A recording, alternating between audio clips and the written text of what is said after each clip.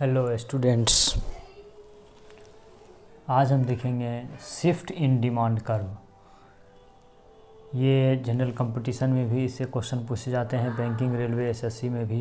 BPSC, UPSC में भी, और सेमेस्टर 1 के अंतर्गत ये टॉपिक पढ़ने हैं। एलएनएमयू सीबीसीए सिस्टम के अंतर्गत जो है, इसमें देखें पहला है इंक्रीज़ इन डिमांड, दूसरा है हमारा डिक्रीज़ इन डिमांड। इस वीडियो के अंतर्गत आज हम केवल इसका हम एनालिसिस करेंगे, increase in demand. Next topic में हम लोग जो है नेक्स्ट वीडियो में डिक्रीज़ इन डिमांड को एनालिसिस करेंगे। तो पहले देखें कि इंक्रीज़ इन डिमांड है क्या। When demand of A goods changes due to factors, यानी जो चेंज आते हैं डिमांड ऑफ गुड्स में, वो किसके कारण, वो फैक्टर्स के कारण, ठीक है, अदर देन प्राइस की अपेक्षा, लाइक टेस्ट, फैशन, इनकम,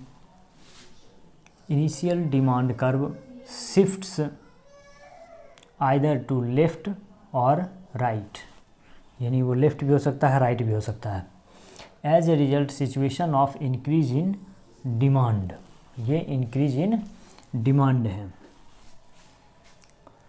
तो increase in demand when due to factors other than price of goods more quantity of goods is purchased at that price, यानी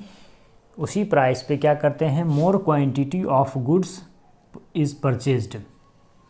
और same quantity of goods is purchased at higher price, ठीक है, यानी at that price more quantity purchased और same quantity of goods is purchased at higher price, it is called increase in demand. In this case entire demand curve shift upward from left to right, यानी वो क्या होता है, left to right, यानी ये हो गया लेफ्ट टू राइट और ये भी हो गया लेफ्ट टू राइट, यानी डी से डी1 की ओर बढ़ना, ये क्या कहलाएगा, यानी डी से डी1 की ओर बढ़ना, यही हमारा क्या है, लेफ़्ट टू राइट, ठीक है, या इसको हम अपवर्ड भी बोल सकते हैं, यही है हमारा, ठीक है। तो इंक्रीज इन डिमांड को हम दो कैटेगरी में बांट के इसका एनालिसिस कर सकते हैं, टेबल और ग्राफ के द्वारा, ठीक है, ये टेबल है, ये ग्राफ है, ठीक है। तो पहले हम देखें इंक्रीज इन डिमांड, यानी सेम प्राइस मोर डिमांड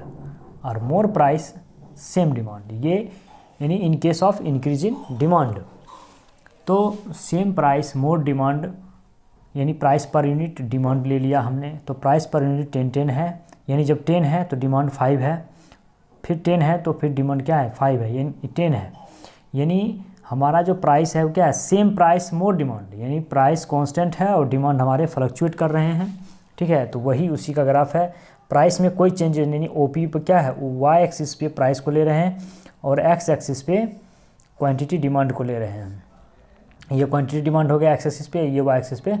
हमारा प्राइस हो गया, यानी प्राइस हमारा क्या है, सेम प्राइस कांस्टेंट, प्राइस कितना है, 10 है, यहाँ भी 10, यहाँ भी 10, यहाँ पर 10 ले लिया है। तो अब हम यहाँ देखें कि 10 प्राइस पे हमारा डिमांड क्या है, पहले डी है,